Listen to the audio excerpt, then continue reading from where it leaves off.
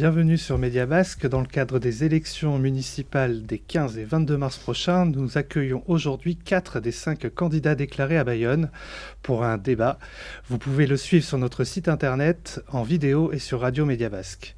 Autour de la table, Sandra Pereira Ostanel, vous avez 59 ans, vous êtes à la tête de la liste Bayonne Insoumise et Populaire, soutenue par la France Insoumise. Vous êtes rédactrice territoriale à l'aide sociale à l'enfance et militante CGT. Vous êtes également élue dans l'opposition d'Anglet depuis 17 ans. Vous avez été candidate en 2020 à la mairie d'Anglet, puis en 2022 aux élections législatives dans la 5e circonscription, et enfin aux élections européennes en 2024, en 29e position sur la liste de Manon Aubry. Bonjour Madame Pereira. Bonjour. Jean-René Tchegaray, vous êtes maire sortant, premier magistrat de la capitale du Labourd depuis 2014. Âgé de 73 ans, vous êtes avocat à la retraite, élu à Bayonne depuis 1995. Encarté Renaissance, vous portez la liste Bayonne, l'essentiel c'est vous, une liste dite sans étiquette dans laquelle on retrouve diverses sensibilités, dont des membres des Républicains. Vous êtes également président de la communauté d'agglomération Pays Basque depuis sa création en 2017. Bonjour Jean-René Tchegaray. Bonjour et bonjour.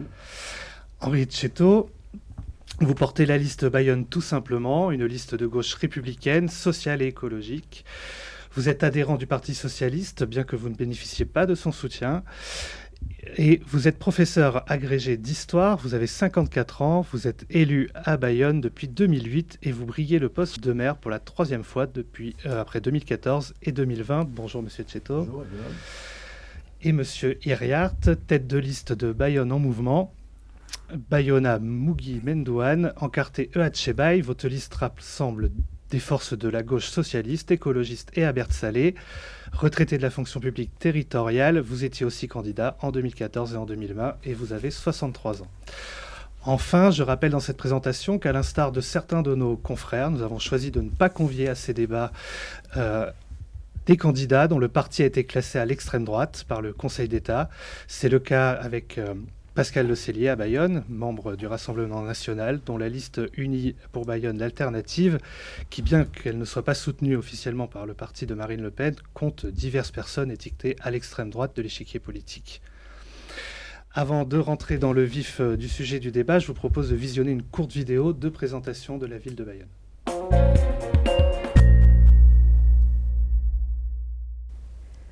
Arrêt à Bayonne aujourd'hui, qui est aux mains du maire Jean-René Tchegaray depuis 2014, membre du parti présidentiel Renaissance allié aux Républicains. 45 conseillers municipaux sont en charge des affaires de la ville, recensant le plus grand nombre d'habitants au Pays Basque Nord, 54 306. La capitale économique du Pays Basque Nord rayonne culturellement. À la fin de l'année 2025, elle a inauguré la médiathèque du centre-ville et le musée Bonailleux, après 14 ans de fermeture. La ville se veut attractive. Néanmoins, les dépenses publiques engagées par la commune pour ces travaux font débat.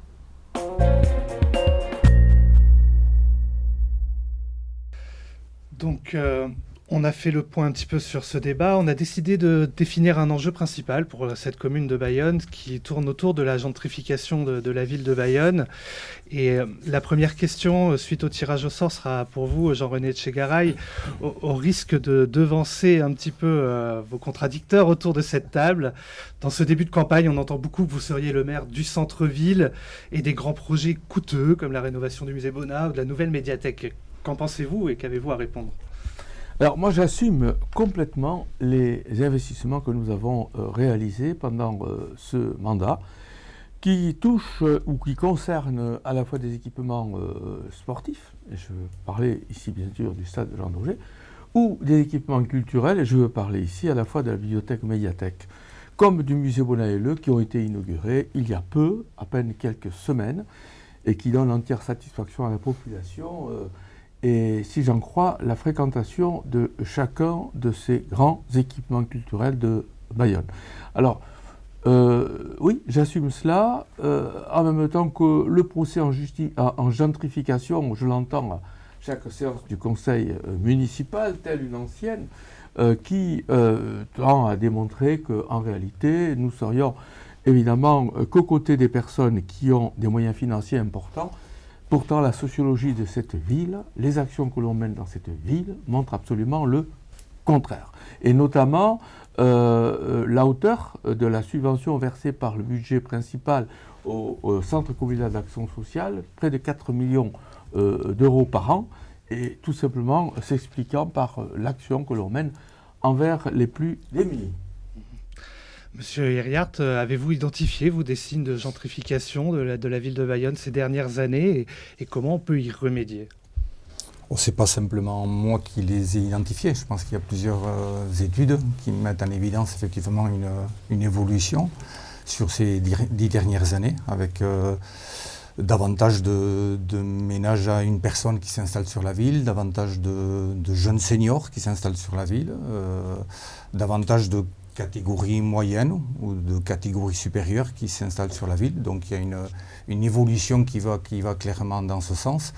La gentrification, c'est ça, mais c'est aussi le fait que peut-être les revenus les plus modestes sont invités à gagner plutôt les quartiers de périphérie ou à quitter Bayonne. C'est de mon point de vue quand même le résultat de la politique de logement qui est menée sur Bayonne. Là, on se démarque assez nettement de la position de la majorité actuelle qui vise à maintenir l'offre de logement social à la proportion que l'histoire a donné à la ville de Bayonne, sans chercher effectivement à poursuivre l'effort en matière de progression du logement social. Et à l'intérieur du logement social, moi, je tiens aussi à rappeler qu'il y a différents, ça fonctionne, c'est un peu technique, mais ça fonctionne aussi par niveau de plafond que les gens doivent respecter pour prétendre à telle ou telle catégorie de logement. Et dans ces plafonds de revenus, entre les plafonds concernant les ménages les plus modestes et ceux qui ont droit, par exemple, à l'accession sociale, ça peut aller du simple au triple. Et donc ce que l'on dit, nous, c'est que l'offre de logement social, elle doit être réenclenchée en avant. Et elle doit aussi répondre davantage aux personnes et aux ménages qui répondent aux plafonds les plus modestes. On parle de logement social. Madame Pereira, vous avez présenté votre liste sur les Hauts-de-Bayonne, justement, dans le quartier communément appelé la ZUP. Est-ce qu'il faut y voir un message envers les classes populaires, parfois oubliées dans les campagnes électorales, et même question sur justement ce problème de comment loger les ménages les plus modestes à Bayonne? Oui, on a fait le choix de faire notre présentation de programme au Haut-de-Sainte-Croix, à la ZUP, où j'ai vécu d'ailleurs. J'ai vécu tant à la petite ZUP qu'à la grande ZUP, donc je connais bien ce quartier. Moi je crois que c'est très important peut-être de rappeler aussi que Bayonne, c'est pas une ville ordinaire, elle est aussi populaire, c'est vrai, monsieur le maire. Il y a 4 phénomènes combinés qui sont importants de dire. Il y a une forte croissance démographique dans notre territoire. Il y a également une pression touristique importante et des résidences malgré tout secondaires. Et l'arrivée de ménages finalement plus riches, aisés, des retraités, des télétravailleurs, des cadres, qui fait qu'aujourd'hui, effectivement, on peut, malgré tout, vous respectez la loi SRU, vous êtes à 27%. On ne peut pas dire qu'il n'y a pas de logements sociaux aujourd'hui à Bayonne, mais il en manque forcément, puisque la population est en demande. Et le problème majeur, et vous démarrez par la question du logement, et nous en avons fait notre première priorité, si on n'a pas un toit sur la tête, on ne peut pas s'insérer. On ne peut pas vivre correctement, on ne peut pas s'insérer. Et aujourd'hui, quand bien même il y a des projets immobiliers qui arrivent ici ou là, avec 20% de logements sociaux, etc., ça ne peut pas suffire non plus, vu l'urgence sociale qu'il y a à loger les gens. Les jeunes quittent le territoire, ça a été dit, les familles ne peuvent pas se loger, s'en vont. Voire un travailleur ne peut pas se loger non plus malgré qu'il travaille. Donc il est urgent de continuer, de réfléchir à comment continuer de construire en faisant attention à l'artificialisation évidemment des sols. On va revenir sur les projets de logement un petit peu plus tard. Monsieur Etcheto, vous parlez du centre-ville comme une gigantesque vitrine, un espace événementiel touristique pour les visiteurs. Je reprends les propos de votre site internet. Et en quoi est-ce préjudiciable pour les Bayonnais? Ces dépenses n'étaient pas nécessaires, et comment vous jugez justement l'évolution de Bayonne ces 6 dernières années? Oui, c'est pas simplement des propos de campagne, on les tient c'est une critique qu'on fait assez régulièrement, notamment au conseil municipal depuis quand même des années. Je crois que le constat sur ce qu'on appelle la gentrification, il est clair partagé, ça a été rappelé, et en effet, c'est un phénomène qui a été quand même porté par la politique municipale, portée par M. Etchegaray et Mme Durruti, qui ont été, on va dire, avant tout préoccupés par l'attractivité de la ville. Ils ont fait du marketing territorial à outrance. Ils en ont fait avant tout une vitrine pour les visiteurs, en concentrant les efforts de la ville sur de grands projets, alors qu'ils peuvent avoir des intérêts, évidemment. Personne ne conteste l'intérêt culturel du musée Bonnat ou même de la médiathèque, mais le résultat en est en effet une gentrification de la ville, mais aussi une forme de surtourisme. Et pas seulement d'ailleurs pendant les grands événements. Nous voulons précisément rompre avec cette politique des apparences, cette politique aussi qui s'est faite un petit peu sur le mode du quoi qu'il en coûte, parce qu'il y a eu des dépenses quand même très, très élevées, et forcément au détriment donc du coup d'autres équipements, d'autres moyens de la politique municipale. Les quartiers, je dirais, où vivent les habitants, où vivent les Bayonnais, eux, ils ont été délaissés, il faut le dire. Et nous, notre ambition, justement, c'est de redéployer l'action municipale dans les quartiers, au plus près des habitants. Alors, on aura peut-être l'occasion de reparler de nos projets, et justement également aussi de se préoccuper du logement. Alors, le logement, on sait la demande lancinante, c'est un problème sur le territoire, mais il n'y a pas que la question du logement à construire pour loger les gens qui n'en ont pas encore. Il y a aussi la qualité du logement qui existe aujourd'hui, qui est parfois insuffisant. Les rénovations énergétiques dans le parc HSA ont pris du retard. Il y a trop peu de résidences qui ont été mises aux normes. Et ça, il y a beaucoup de nos concitoyens qui en souffrent au quotidien et qui attendent ça. On en parle justement du logement, M. Etchegaray. Bon, on sait on dit souvent que Bayonne est bien loti, en tout cas en logements sociaux. C'est vrai que les chiffres parlent pour vous, mais est-ce qu'il en faut plus? Se loger à Bayonne à un prix raisonnable est devenu quand même compliqué. Et voilà, quel plan finalement pour l'habitat à Bayonne? Il y a plusieurs projets d'ailleurs, vous pouvez en parler peut-être. Il en faut plus, et nous sommes d'accord avec mes collègues là-dessus. Mais il en faut plus partout au Pays Basque. Je dis bien partout au Pays Basque. S'il y a une ville qui a fait, depuis les années 50, avec le docteur Henri Grenet, les efforts, s'il y a une ville où on a créé la ZUP, Madame Pereira, vous en parliez tout à l'heure, puisque vous y avez grandi, dans les fin des années 60, avec toujours le docteur Henri Grenet, si nous avons été toujours la seule ville du Pays Basque à satisfaire les obligations de la loi SRU, alors même que cette loi est de 2000. Elle a bientôt 26 ans. Il y a 26 ans que nous attendons que toutes les communes qui ont plus de 3500 habitants aient au moins 25% de logements sociaux. Qu'en est-il? On est loin du chiffre. Et si Bayonne, aujourd'hui, est montrée du doigt comme étant la ville qui doit faire encore plus, alors moi je suis d'accord pour dire qu'il faut faire encore plus. Mais ne pas dire ce qui est faux. Nous avons à Bayonne 4% de résidences secondaires. Je répète, 4% de résidences secondaires. Là où les communes voisines ont, quelles qu'elles soient, même du Pays Basque intérieur. Je ne parle pas de l'Aro qui a plus de 60% de résidences secondaires. Ça peut faire sourire.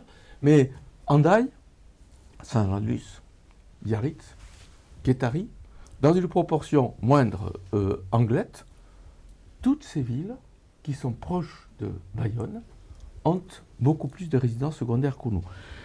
Parce que, tout simplement, nous avons décidé, dans chaque opération nouvelle que nous faisons, je parle du prix C en particulier, où nous avons construit 350 logements qui sont en cours sur le point d'être habités, et où 45% de ces 350 logements sont des logements sociaux, soit locatifs, soit en accession.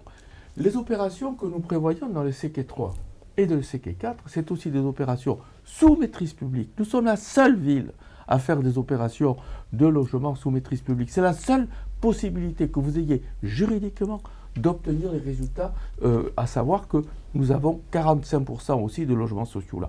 Et je termine en disant que il y a le logement social, M. Hériard, est tout à fait vrai.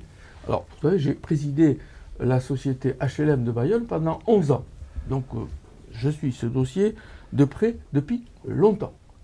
Et faire le procès à Bayonne qu'il n'y a pas suffisamment de PLAI. Or, PLAI renvoie à la catégorie des logements sociaux qui s'adresse à la population qui a les revenus les plus faibles. Nous avons à Bayonne près de 40% de PLAI. Je ne vous dirai pas quel est le taux de PLAI des communes voisines. Ça serait cruel. Non, mais peut-être que c'est parce qu'il a, malgré tout, le PLAI, c'est le logement très social, donc c'est peut-être que, et dans la période de crise que nous vivons, ce qu'attend de la population. Permettre aussi l'accession à la propriété de logements, c'est aussi peut-être créer de la pénurie, finalement, de logements qui seront ensuite à la location. Il y a un juste milieu à trouver, et en tous les cas, c'est pas propre à Bayonne, et j'ai envie de dire, monsieur Etchegaray, c'est vrai que la question du logement, qu'on habite Paris, Saint-Palais, Bayonne, ou que sais-je, la question du logement, elle est criante. Donc ça doit être, la priorité des priorités, ça doit être la priorité des priorités, quand bien même le budget de Bayonne permet d'avoir de gros projets à mettre en œuvre, etc. Il y a d'abord à répondre à la problématique claire des Bayonnaises et des Bayonnaises, et j'ai envie de dire, vous êtes aussi président de l'agglo, et là où je vous rejoins, c'est que chacun doit prendre sa part, et effectivement pas que Bayonne, et là je vous rejoindrai par rapport à ça. Mais vous êtes président de l'agglo, donc peut-être qu'il faut convaincre vos collègues.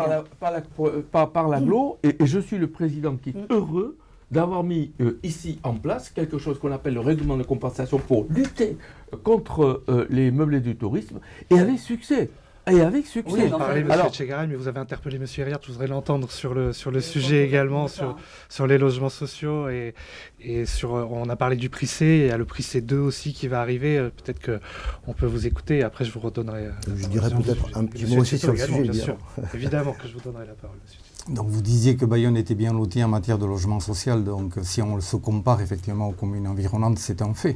Voilà. Donc il y a un héritage historique sur la ville de Bayonne, et donc c'est une bonne chose, et là-dessus donc il n'y a pas de grief vis-à-vis de la majorité sortante. Mais quand on compare cette offre de logement social à Bayonne par rapport à la demande existante, c'est-à-dire on ne bâtit pas une politique logement en fonction de ce que font les communes voisines. On bâtit une politique logement pour répondre à un besoin. Aujourd'hui, le besoin, c'est quoi? C'est 28 mois d'attente pour prétendre un logement social à Bayonne. Alors, donc, face à l'acuité de la... Si vous permettez, je voudrais terminer. Pourquoi on s'adresse à Bayonne? Parce que les communes voisines... Je suis d'accord avec vous, M. Etchegaray, pour dire que les communes voisines ont besoin et ont nécessité de faire des efforts, et peut-être encore plus qu'à Bayonne. Mais comment Bayonne peut-il se dédouaner de sa propre responsabilité en matière d'offre de logement social face à l'acuité de la crise que connaît le Pays Basque aujourd'hui et que connaît Bayonne en général. Voilà. Il faut aussi avoir en tête que ces fameuses personnes-là, parce que c'est à elles que l'on pense avant tout, ces personnes qui attendent 28 mois en logement social, ces personnes-là, pour les 3 quarts d'entre elles, elles sont éligibles au PLAI. Donc elles sont éligibles aux logements qui sont ouverts et accessibles aux revenus les plus modestes. Donc la réalité de la demande, c'est celle-là. Donc la responsabilité d'une collectivité en matière de politique publique, c'est avant tout de répondre à cette demande-là, et d'autant plus si elle est portée par des familles et des jeunes qui sont en attente de logement. Quelle solution, M. Etcheto On parlait des solutions. 28 mois, c'est une moyenne. Oui, ça veut dire qu'il y a beaucoup de demandes qui sont en souffrance depuis bien plus longtemps que ça. On est bien d'accord. Vous avez dit tout à l'heure, M. Etchegaray, que les chiffres parlaient pour vous. Non, les chiffres parlent surtout pour ses prédécesseurs. Il faut le dire. Lors du dernier PLH qu'on avait discuté au conseil municipal, on avait noté quand même que vous souhaitiez... Alors vous avez changé un peu de discours depuis, mais que vous ne voyez pas l'intérêt d'aller autre chose que de rester à au-dessus de 25%. Je crois qu'en effet, il faut être bien plus ambitieux, parce que d'abord, il y a un volume de logements qui se construit à Bayonne, il y a les demandes dont on parlait. Il faut penser aussi que ces logements, c'est pas non plus toujours uniquement pour des nouveaux arrivants. Vous avez aussi une dynamique interne dans le logement, dans ce qu'on appelle le parcours résidentiel. Vous avez des gens qui ont des familles qui sont devenues trop nombreuses et qui ont besoin de logements plus grands, qui ont besoin d'en changer. Aujourd'hui, c'est bloqué. Vous avez des familles qui se séparent, des couples qui se séparent, on le sait. Donc vous avez aussi besoin de trouver des logements, des enfants qui grandissent. Et tout ça, c'est malheureusement un peu bloqué aussi par le fait que d'avoir un parc un peu figé, ou en tout cas qui n'augmente pas suffisamment. Je parlais aussi tout à l'heure de la qualité du logement social, parce qu'en effet, il y a les chiffres du logement social, mais il faut voir aussi derrière où on en est de la mise aux normes et aux attentes d'aujourd'hui de l'ensemble de nos logements sociaux. Voilà, les problèmes d'humidité, d'isolation, il faut le dire aussi de voisinage. Malheureusement, c'est un souci pour la plupart enfin pour un grand nombre en tout cas, des locataires du parc HSA à Bayonne. Il faut y répondre avec plus d'ambition. Aujourd'hui, HSA, pour tout un tas de raisons, est devenu privilégié, on va dire, son travail de constructeur et de promoteur, qui est tout à fait nécessaire, on ne va pas le contester, mais je dirais qu'il faudra aussi que dans la gestion locative, il soit peut-être plus ambitieux désormais. En tout cas, nous, c'est aussi ce qu'on souhaite. Sur ce thème-là, Mme Pereira, il y a des projets de rénovation de logements sociaux à Bayonne. On peut parler de la Citadelle ou d'autres quartiers. Qu'est-ce que vous en pensez? Il faut aussi se préoccuper. Là, on est parti en campagne. Quand on va dans les quartiers, au niveau des collectifs sociaux, ils se sentent un petit peu abandonnés au niveau, effectivement, de problématiques de rénovation. Et effectivement, on est passé à la Citadelle. La façon dont ça se fait, on a senti des personnes un petit peu, il y en avait d'ailleurs, il restait encore quelques locataires, un petit peu abandonnés de savoir où ils allaient finalement atterrir demain. Donc il y a de la rénovation effectivement à faire et des quartiers effectivement abandonnés. Mais après j'ai envie de revenir sur la question du logement. Il faut vraiment du logement social, le très social, le PLAI dont on a parlé tout à l'heure. Les gens aujourd'hui, on voit que les salaires sont gelés, les revenus sont faibles. Et donc la question du logement, je le redis, doit être la priorité des priorités, en plus et particulièrement dans une période de crise. Ça doit être, quand bien même Bayonne est populaire, quand bien même Bayonne a autant de logements sociaux, etc.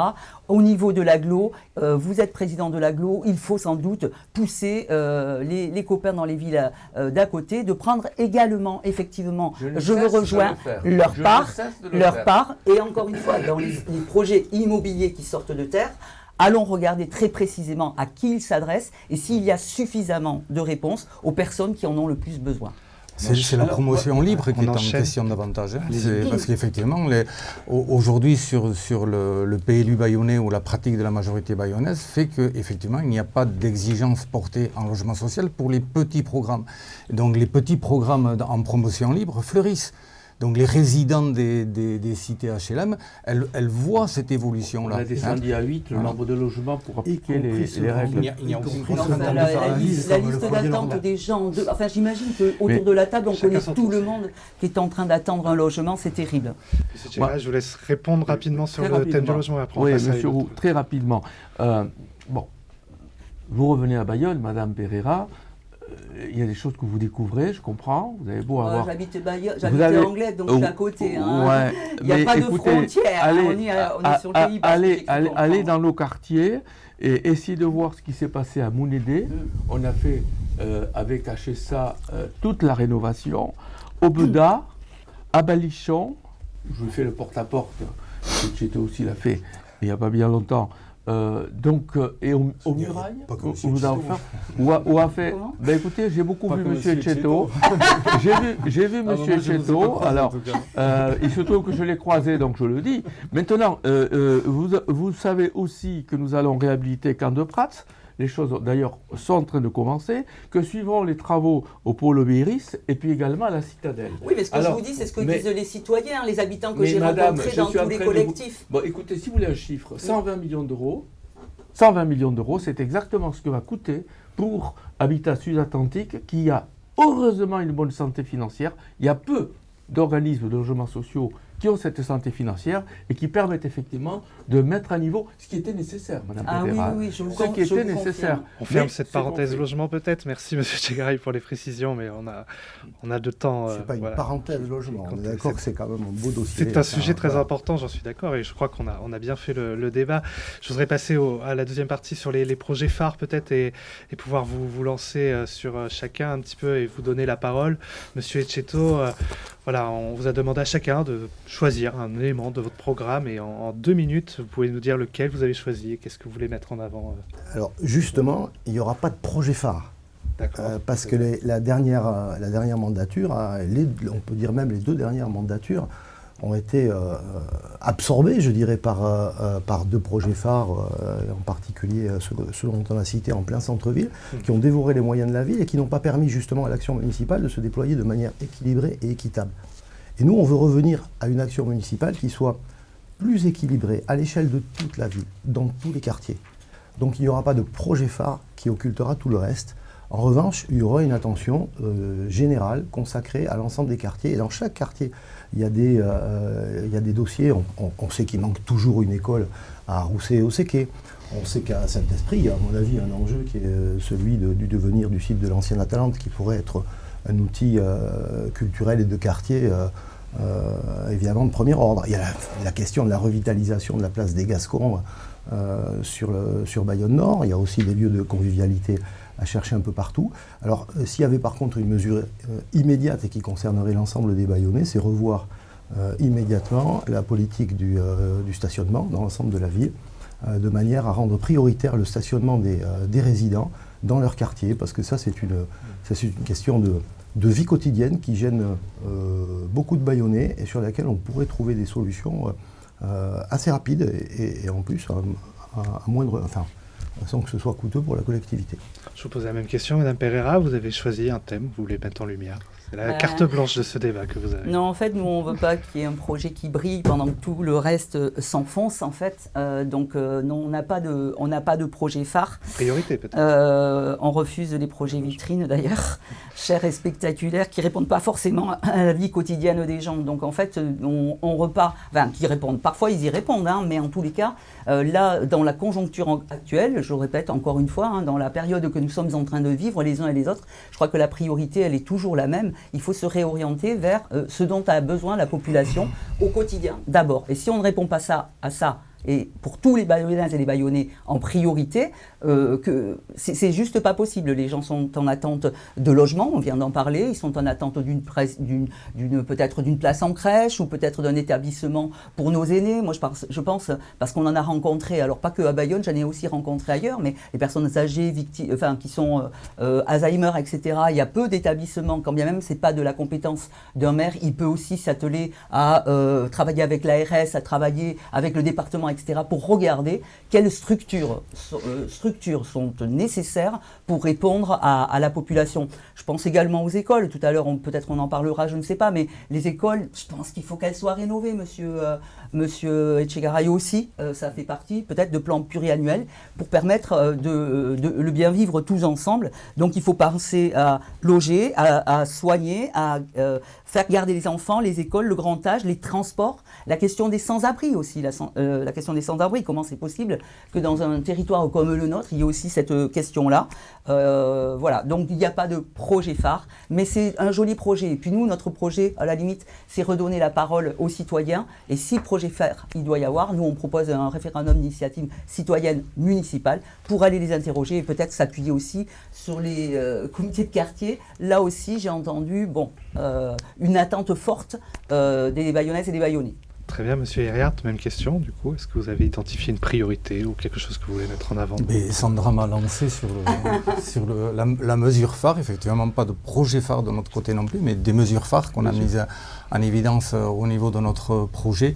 Et j'ai choisi d'en développer une, c'est celle qui a trait à la participation citoyenne, à la façon effectivement de gouverner la ville. Donc c'est notre mesure phare, c'est de déployer dans tous les quartiers ce qu'on a appelé des maisons des habitants. Donc ces maisons des habitants, elles répondent à un double objectif. C'est une vraie volonté de stimuler le lien social, la présence humaine, la relation humaine à l'échelle des différents quartiers, parce que c'est à l'échelle des quartiers que les Bayonnais vivent pour l'essentiel. Et également de stimuler la démocratie locale par le biais d'une participation citoyenne plus forte. Ces maisons des habitants, elles ont vocation à se positionner sur 10 à 12 quartiers, sur une carte qui reste encore à préciser, parce que ça méritera d'être déployé tout au long du mandat, sur des bâtiments existants, voire certains qui seraient à créer. Ce sont des lieux de vie qui servent, qui ont pour objectif de partager, de discuter, d'apprendre, de monter des projets à l'échelle des différents quartiers. Ce sont des maisons des habitants sur lesquelles, de notre côté, on souhaite adosser les futurs conseils de quartier. Donc aujourd'hui, au nombre de 4. L'idée, c'est qu'on développe le nombre de conseils de quartier pour se rapprocher des bassins de vie vécus par les Bayonnaises et les Bayonnais. La nouvelle génération des budgets participatifs sera également déployée à l'échelle de ces conseils de quartier en permettant aux citoyens de pouvoir prendre part à l'affectation d'enveloppes budgétaires qui seront décidées en amont. Ces maisons des habitants, elles seront en partie animées par des agents de la ville. Elles accueilleront aussi les permanences des élus qui viendront sur les quartiers. Ce seront des lieux qui seront aussi adaptés pour relayer les dispositifs d'accès au droit. L'accès au droit est fondamental, hein. Donc beaucoup de personnes aujourd'hui passent à côté de droits sociaux pour l'essentiel. Donc là, il s'agit aussi d'aller à l'encontre de ceux qui ont vraiment besoin aussi de l'aide d'une politique sociale. Ce seront des maisons des habitants qui permettront de sensibiliser, d'organiser des ateliers sur la santé, sur l'usage du numérique, je pense aux seniors en particulier, d'organiser aussi des temps festifs ou des temps conviviaux. Voilà, c'est vraiment alors projet phare, peut-être pas, mais mesures structurantes sans aucun doute à déployer tout au long du quartier et en espérant que les futures municipalités pourront s'appuyer sur cet outil-là. Très bien, monsieur Herriart. Et vous, monsieur Etchegaray, qu'est-ce qui vous reste à accomplir? À quelle priorité? Qu'est-ce que vous voulez faire? Écoutez, moi, rapidement. Moi, quand j'entends qu'il n'y a pas de projet phare, j'ai le sentiment que il ne faut pas avoir des projets phares. Écoutez, on a réalisé ce qu'on sait, cette médiathèque, ce musée Bonailleux, c'est pas de ça dont je veux parler, parce qu'il reste beaucoup à faire. On a parlé du logement tout à l'heure, je n'y reviens pas, mais dans les actions structurantes importantes à poursuivre, il y a ça. Et d'ailleurs, nous sommes tous d'accord là-dessus. Pour ce qui est de la rénovation des écoles, j'en suis également d'accord. Mais je veux vous dire que moi, chaque élection, c'est pas la première, j'apprends beaucoup dans le porte-à-porte. C'est l'essentiel, le porte-à-porte. Déjà, mais écoutez, il faut tout au long du mandat, en fait. Il faut... Attendez, madame, je fais du porte-à-porte. Je rencontre la population comme maire, depuis que je suis maire, depuis 12 ans, et avant, quand j'étais adjoint.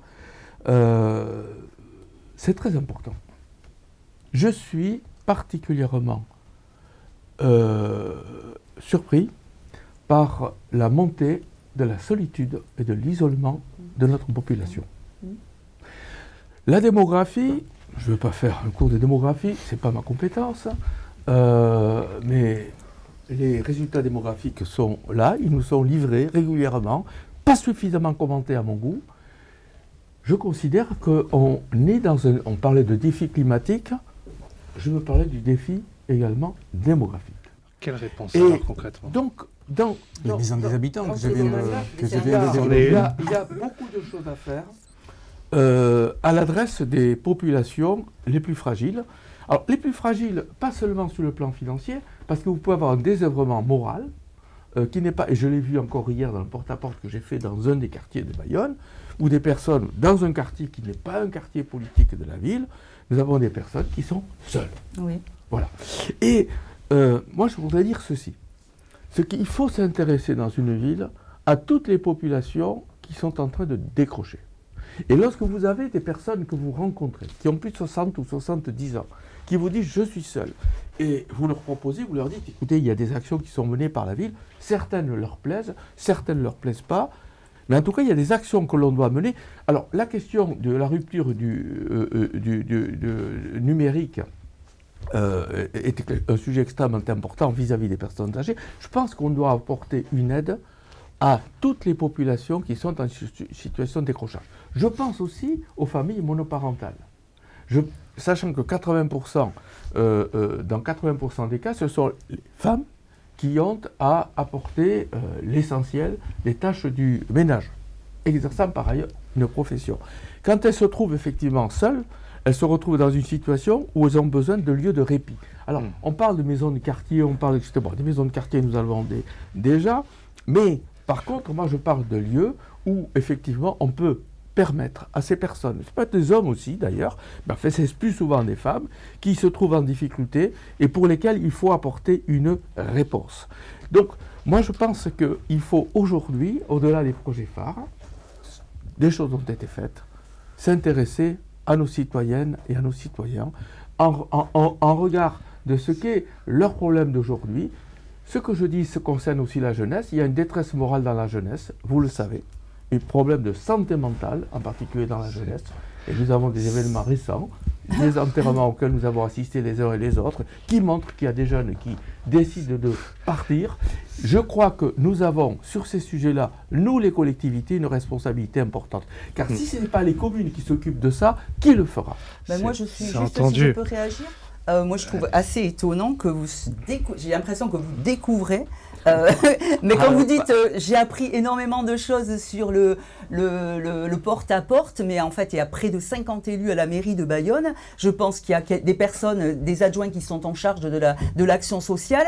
Le CCAS nous dit bien des choses et j'ai envie de parler peut-être de l'analyse des besoins sociaux qui est un document obligatoire où là on a conscience de ce qui se passe dans la ville.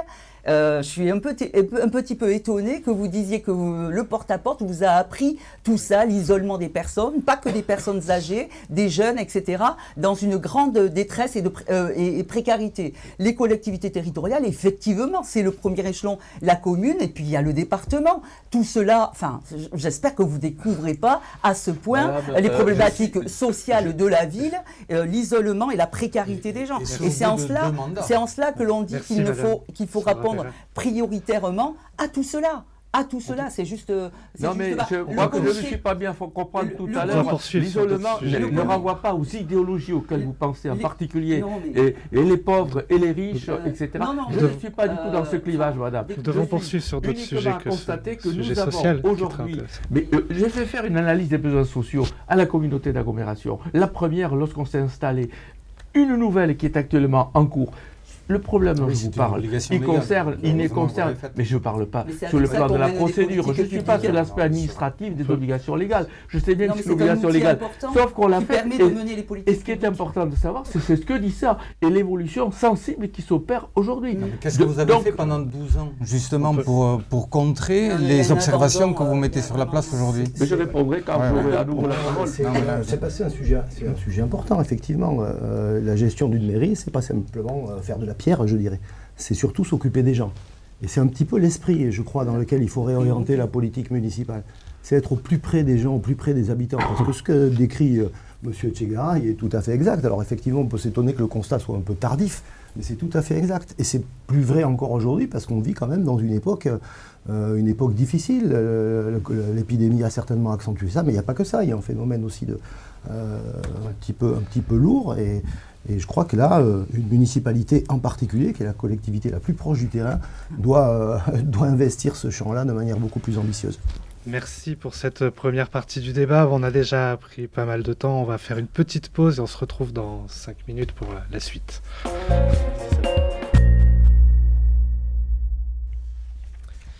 Avant d'entamer un premier tour de table, rappelons que Mediabasque a fait le choix de ne pas inviter les candidats étiquetés à l'extrême droite à ces débats électoraux. Nous considérons qu'il est incorrect de mettre sur le même plan les idées d'extrême droite, contre lesquelles les médias ont longtemps constitué des digues, et les idées de gauche ou d'extrême gauche. C'est pourquoi Pascal Le Cellier, candidat d'une liste d'union des partis d'extrême droite, on l'a dit, est absent de ce débat et que vous êtes là, Sandra Pereira-Ostanel, même si votre parti, la France Insoumise, a été classé par le ministère de l'Intérieur à l'extrême gauche, une décision que LFI porte devant le Conseil d'État. On rappelle aussi que le Conseil d'État, par le passé, a déjà reclassé la France Insoumise comme faisant partie de la gauche classique. Merci après de m'avoir invité. Parce qu'en fait, on est extrêmement de gauche à la LFI. Alors, je commence avec vous justement, après cette petite mise au clair sur les invitations, avec une question pour vous, Sandra Pereira-Ostanel. Votre parti est au milieu d'une séquence politique un peu difficile. Le gouvernement, donc on l'a dit, et le président de la République classent votre parti à l'extrême gauche. Une polémique gonfle dans les médias depuis la mort d'un militant d'extrême droite à Lyon. Je voulais vous demander, qu'est-ce que vous pensez de ce climat de tension vis-à-vis de votre camp politique ? Nous, on considère que c'est une véritable cabale. Mais on en a un petit peu l'habitude. à la France insoumise et j'en appelle d'ailleurs à tous les républicains et à tous les partis et mouvements politiques de ce qui se passe envers la France insoumise. C'est juste inacceptable. Alors au-delà de nous classer à l'extrême gauche, donc le Conseil d'État, vous l'avez dit, est saisi. Nous, comme je l'ai dit, on se qualifie à la LFI en étant extrêmement de gauche, et ça oui, on en est tout à fait d'accord. Donc c'est juste une cabale contre la France insoumise qui est opérée. Si on doit parler également, je sais pas, du fait divers dont on parlait avec ce jeune qui est malheureusement qui a été tué. Effectivement, c'est un drame. Donc, surfer sur la mort d'un jeune homme, quand bien même je partage absolument pas ses idées, et autour de la table, on est peut-être certains à pas partager certaines des miennes. Pour autant, on ne doit pas mourir pour ses idées, je crois. Et je crois que tout le monde a à gagner s'il se dit républicain. À le dénoncer fortement parce que ça sera chacun son tour. Voilà. Henri Etcheto, votre liste ne porte pas cette année le logo du Parti Socialiste, on l'a dit, mais il s'agit de votre parti, de votre famille politique.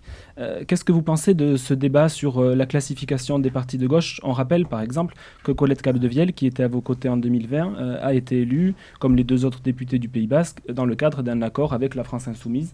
Vous parlez quoi, de la classification par les services de la préfecture des différentes de ce débat du ministère de l'Intérieur? Voilà, de ce débat sur l'extrême droite et la lecture qui est faite de LFI ces derniers temps. Moi, de manière plus large, malheureusement, aujourd'hui, le spectacle politique qui est donné au niveau national par l'ensemble du spectre politique est assez désolant. Et on est de plus en plus dans des débats politiques qui cherchent à fracturer, à diviser, à replier les gens les uns sur les autres, au lieu de fédérer et d'emmener les gens vers quelque chose de commun. Voilà, moi c'est ce qui me désole et c'est ce que je ne veux surtout pas faire. Donc tout le monde connaît mon parcours, celui de la plupart des gens qui sont autour de moi. Je suis inscrit clairement à gauche, bien entendu, mais c'est une gauche d'ouverture. Et ce que j'entends, c'est parler à tous les Bayonnais, quels qu'ils soient. Parce que je crois que quand on parle d'ailleurs des sujets, et y compris en y mettant les valeurs, là on peut rassembler les gens. Donc sortir de cette atmosphère de guerre civile permanente qu'on peut retrouver parfois aussi au niveau local, je crois que c'est absolument nécessaire. Ici autour de la table, on a des désaccords les uns et les autres, mais ça ne nous empêche pas, je crois, de nous respecter et d'avoir des échanges courtois. Je taquine peut-être un peu M. Etchegaray de temps en temps, mais je crois que nous avons quand même des échanges courtois, même si nous ne sommes pas d'accord et si nous présentons des projets différents. Mais je crois que c'est ainsi, la politique, c'est pas la guerre, quoi. Il faut la concevoir comme ça. Alors, on a mentionné Colette Capdevielle, elle est désormais à vos côtés, Jean-Claude Diriart, sur votre liste Bayonne en mouvement, Bayona Mougui Mendouane. Donc je me tourne vers vous. On va ajouter un élément supplémentaire à ce débat, puisque récemment, Max Brisson, qui est donc président départemental du parti Les Républicains et porte-parole du groupe LR au Sénat, a qualifié Etchebaye de mouvement nationaliste d'extrême gauche. Donc je me demande, qu'est-ce que vous pensez de cette classification et du débat qu'on a? Mais je pense que l'intervention de Max Brisson illustre un petit peu ce que l'on se refuse de laisser prospérer. C'est-à-dire que je pense que nos représentants à l'Assemblée nationale et au Sénat pourraient prendre exemple d'ailleurs sur la tonalité du débat que l'on vient d'avoir entre nous tout à l'heure. Donc on était en désaccord sur la quasi-totalité des questions. Mais pour autant, on s'est bien exprimé sans virulence, on s'est bien exprimé sans agressivité. Il n'y a pas eu d'insulte. Et je pense que, pour moi, ça me paraît, c'est pour moi fondamental. Voilà, c'est essentiel au bon exercice de la vie politique et de la vie démocratique. Dès qu'on est dans l'outrance, en plus, je pense que l'outrance est improductive. Je pense que les électeurs et les électrices sont, pour la très grande majorité d'entre eux, sont intelligents, sont perspicaces, savent déceler les jeux politiques et apprécient davantage des tonalités de débat où l'on peut effectivement exprimer nos différences sans forcément dans le respect des positions divergentes des précisément sur la question de Tidjane, est-ce que vous considérez que Etchebaye est à partir d'extrême gauche, vous aussi, ou comment vous le voyez? Faut-il répondre à cette question-là?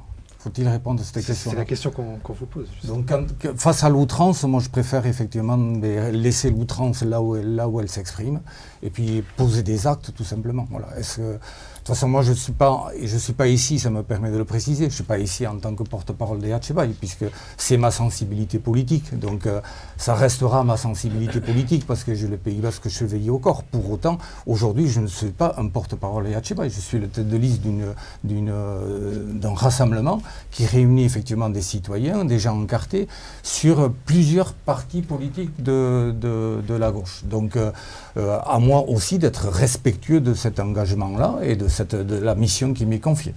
On peut avoir le Pays Basque chevillé au corps sans être adhérent des Etxebai. Alors, il faut quand même le préciser aussi au passage. Je me tourne vers vous, Jean-René Etxegaray. Vous êtes, on l'a dit, encarté Renaissance et vous vous présentez comme en 2020 dans une alliance avec les Républicains à Bayonne. Max Brisson soutient à ce titre votre liste. Qu'est-ce que vous pensez de ces dernières prises de position? Ces chicayas ne m'intéressent pas. Moi, je suis extrêmement du centre. Et allié à la droite. Alors, vous commencez sur ce registre qui ne m'intéresse pas. L'équation nationale ne m'intéresse pas. Je comprends que ça fasse sourire Madame Pereira, parce qu'elle voudrait que tout se conjugue à l'aune de ce qui se passe au national. Je m'en fous du national. Je comprends que vous êtes pas moi. Mais monsieur Tidjane, je m'en fous de ces clivages nationaux. Moi, je suis un élu du centre et installé dans une élection locale depuis que je suis engagé dans la vie publique locale. Oui, mais très rapidement, je serais tenté de vous dire que même si j'ai par ailleurs des engagements, et je peux en avoir des engagements politiques, ils ne sont pas mis en avant. Et moi, je me garde bien, contrairement à ce que vous faites, monsieur Iriart, de passer mon temps à dire nous avons des représentants de telle formation politique, des représentants de telle formation politique. En fait, une liste à la Prévert. Alors, moi, je ne vous dis pas ça. Je suis simplement en train de vous dire qu'il y a des personnes de toutes les sensibilités et que les 2/3, voire les 3/4 des personnes de la liste que je vais rendre publique prochainement n'ont aucun engagement politique. On va parler du second tour. En 2020, la gauche était partie éclatée au premier tour et l'union avait été impossible entre les deux tours. Cette année, même scénario a priori, sauf que vous avez récemment évoqué des discussions, Jean-Claude Iriart, Henri Etxeto. Alors simplement, pour faire un petit point, sur quoi est-ce que vous vous retrouvez et quels sont les points qui bloquent encore, s'il y en a? Pour commencer, peut-être Jean-Claude Iriart. Je tiens à rappeler tout d'abord que nous, on travaille depuis maintenant plusieurs années à l'idée effectivement de faire une liste de rassemblement dès le premier tour. C'est l'ADN de notre démarche. Donc ça s'est finalement formalisé avec beaucoup de sensibilité de gauche, des gens encartés et des gens qui ne le sont pas. Voilà. Donc M. Etxegaray fait tout pour masquer la dimension politique de sa liste. Nous, on assume qu'à l'intérieur de notre démarche, il y a effectivement des gens qui ont des mandats associatifs, qui ont des engagements citoyens, qui sont parfois méfiants de l'action partisane elle-même, mais pour autant qui ont fait le choix de cohabiter avec des personnes au sein d'une même liste qui sont encartées dans des différents partis politiques différents. Donc je dis bien des partis politiques différents. Ce n'est pas du tout la même chose de réunir autour d'une formation politique des engagements citoyens. Là, ce sont des membres de 6 partis politiques différents qui sont engagés dans la liste, qui ont fait le choix d'adhérer à titre individuel. Donc on y retrouve effectivement des représentants du Parti Socialiste, des Verts, de Génération Écologie, de Place Biblique, de Génération et des Etxebai. Voilà, il y a d'autres formations politiques aussi qui nous soutiennent. On assume pleinement cet engagement-là. C'est un engagement citoyen avant tout, mais qui a été le résultat d'une longue démarche où on a tout fait pour essayer de rassembler l'ensemble des forces de gauche autour d'une liste de rassemblement. Pour autant, aujourd'hui, il y a bien 3 listes de gauche autour de la table, dont acte. Donc, il y aura forcément un second tour. On y travaille en interne, et ça fera partie des discussions qu'il faut qu'on mène déjà au sein de notre groupe et que l'on mettra public à temps voulu, mais on est tous embarqués dans un premier tour. Donc, aux électeurs aussi de s'exprimer dès ce premier tour. Henri Etxeto, vous confirmez que les discussions, en tout cas, existent et voilà où en est les discussions avec les autres listes de gauche. On a eu des discussions. Maintenant, pour revenir un petit peu sur le paysage, 3 listes de gauche, en effet, c'est pas nouveau, vous l'avez rappelé, puisque c'était le cas à la fois scrutin de 2014 et de 2020. Ça avait pu porter tort, en effet, aux espoirs de changement, en particulier en 2014. Après, il faut reconnaître aussi qu'il y a à l'intérieur de la gauche certainement des sensibilités différentes, qui ont toutes finalement vocation à concourir devant les électeurs. L'important, et ce qui n'a pas été réussi en 2014 et 2020, nous avions proposé un accord à chaque fois entre les deux tours, en 2014 comme en 2020. C'est vrai que si cet accord avait été accepté, aujourd'hui certainement la gauche gouvernerait la ville de Bayonne, et j'espère, alors on n'aurait sans doute pas tout réussi et tout résolu, c'est évident, mais sans doute que les problèmes que nous avons évoqués tout à l'heure se retrouveraient dans un état différent. Voilà. Alors il faut peut-être pas regarder derrière, mais si. Comme dit le proverbe, il faut savoir d'où l'on vient pour savoir où l'on va. Il faut savoir d'où l'on vient pour savoir où l'on va, pardon. Et voilà, j'espère que, en effet, ces leçons seront tirées pour que, au soir du premier tour, il puisse y avoir des avancées fructueuses. Sandra Pereira-Ostanel, vous avez annoncé partir dans la course au municipal un peu in extremis, quelques jours avant le délai pour déposer les listes. Alors, à quelle stratégie répond votre candidature ? Est-ce que l'alliance avec les autres partis de gauche était possible ? On sait que ailleurs dans l'Hexagone, la stratégie des LFI est plutôt de déposer des listes quoi qu'il arrive. Est-ce que c'est la stratégie que vous suivez ? Non, tout simplement, il y a dans notre mouvement, une certaine démocratie qui fait qu'on a ciblé certaines villes. On a ciblé la ville effectivement de Bayonne, et ensuite il a fallu le temps que tout ça se mette en place. Donc effectivement, on part un peu tard. Mais j'ai envie de dire, compte tenu de l'accueil que l'on a reçu, et finalement malgré tout une facilité à constituer cette liste, il y a une forte attente de la population d'avoir cette liste extrêmement de gauche. Alors moi je voudrais répondre à M. Etchegaray tout à l'heure sur la déconnexion que les élus locaux ont tendance à vouloir faire sur le local et le national. Moi je rappelle que quand on vote un budget au niveau national, il impacte directement votre budget, M. Etchegaray. Et après, on n'aura que ses yeux pour pleurer et dire à la population que finalement, on a fait les poches des collectivités territoriales et que ce n'est pas possible. Donc c'est bien que, et ça je tiens à le dire, et quand on le dit aux gens, parce que c'est bien d'expliquer aux gens ce qui se passe en réalité, il ne s'agit pas de déconnecter. Donc cette connexion est extrêmement importante, et moi j'y tiens particulièrement. Et votre question, c'était... Alors, vous prête à rentrer dans des discussions avec vos collègues de gauche au second tour? Déjà, au sein de notre mouvement, il y a une référente chargée des relations extérieures, comme il y a d'autres référents chargés d'autres sujets. Donc il y a eu des discussions, ça n'a pas abouti, que les choses soient claires. On a proposé, nous, à l'ensemble des forces de gauche d'intégrer la réflexion. Donc ça n'a pas abouti, dont acte, et ça ne pose aucun problème à la France Insoumise que de présenter sa liste, parce qu'il y a une forte attente de la population pour répondre à ce dont elle a besoin. Bon, on pourrait continuer à parler de la gauche, mais... Aussi. Ce sont quand même, de toute façon, ce sont les électeurs qui ont la clé du scrutin. Ce sont eux qui vont décider. D'abord au premier tour. Mais votre question, je ne sais plus ce que c'était du début, mais en fait, nous, on considère que le premier tour, d'abord, c'est une élection à 2 tours. Le premier tour, on choisit, le second, on élimine, et on verra ce qu'il restera et les décisions qui seront prises pour faire tomber la droite et l'extrême droite si, par malheur, on va passer à la question de la langue basque. Sa survie est un sujet préoccupant, son financement aussi. Alors même si la politique linguistique n'est pas uniquement entre les mains des communes, les villes comme Bayonne peuvent faire beaucoup. Jean-Claude Iriart, on commence par vous. Est-ce que vous êtes satisfait de l'action de la ville en matière de politique linguistique, et quel est votre programme si vous êtes élu à la mairie de Bayonne?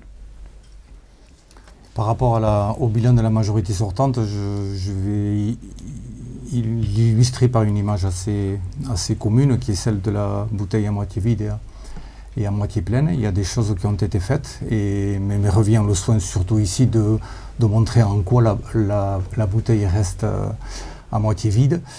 Du point de vue de la méthode, tout d'abord, c'est-à-dire qu'il existe une commission municipale qui a le mérite d'exister, qui est plutôt bien composée. Voilà, je pense que cet outil-là a vocation à perdurer.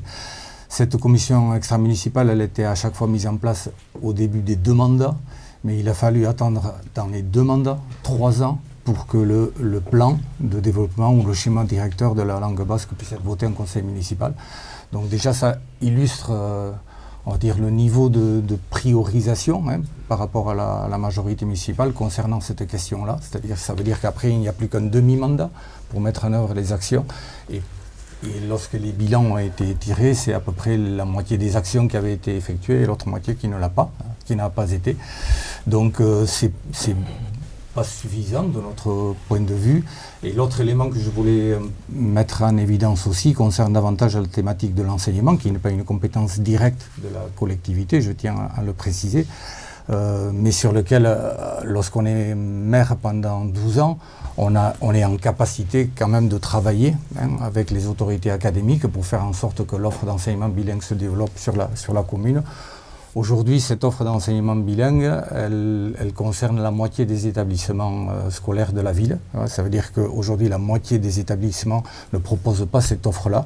Quand on sait que la demande sociale s'exprime au plus près du lieu de résidence et de la vie de quartier, donc c'est en soi une insuffisance. Et c'est donc 80% aujourd'hui de la population bayonnaise des écoles maternelles et primaires qui ne bénéficient pas de l'enseignement bilingue, alors que donc 20% des effectifs scolarisés en bilingue, là où Anglet et Biarritz réussissent à atteindre 25%. Et donc c'est pas pour autant ni les municipalités de Biarritz et d'Anglet qui sont connues pour être des fervents défenseurs de la politique linguistique, mais même eux arrivent à faire mieux que la ville de Bayonne. Donc un bilan, on va dire, mitigé, et sur lequel il y a une volonté de notre part de développer effectivement un plan chiffré, précis, que l'on évalue régulièrement, et avec une vraie volonté politique de porter l'offre d'enseignement bilingue au niveau de la demande sociale. Il ne s'agit pas non plus de l'imposer à des populations qui ne le souhaitent pas, mais au niveau de la demande sociale, et on en est loin aujourd'hui. Alors Jean-René Etchegaray, sur cette question, qu'est-ce que vous répondez aux arguments de M. Iriart, la bouteille à moitié pleine mais aussi à moitié vide? Quel regard vous avez sur votre bilan et quelles sont aussi peut-être vos propositions sur l'Euskala? Alors, puisque j'ai un peu d'avance, je ne sais pas si c'est toujours le cas. Vous avez un peu de temps. Allez-y. Bon, mais tant mieux. On a rattrapé. Tant mieux parce que je ne voudrais pas quand même qu'on passe à la trappe une réalité qui est celle du fait que la politique linguistique est aujourd'hui en souffrance. Alors, attaquer la ville de Bayonne ou considérer que Bayonne pourrait faire plus, c'est certain. Je vais parler dans 2 secondes de ce sont les efforts que nous avons réalisés pendant ce mandat.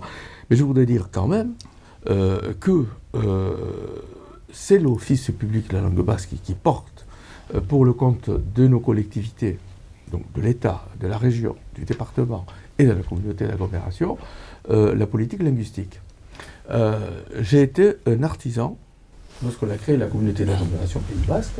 Ça a été un des principes que nous avons mis en place depuis le départ, à savoir que la communauté d'agglomération apporte un soutien à hauteur de 850 000 € environ par an, au même niveau que le département, que la région et que l'État.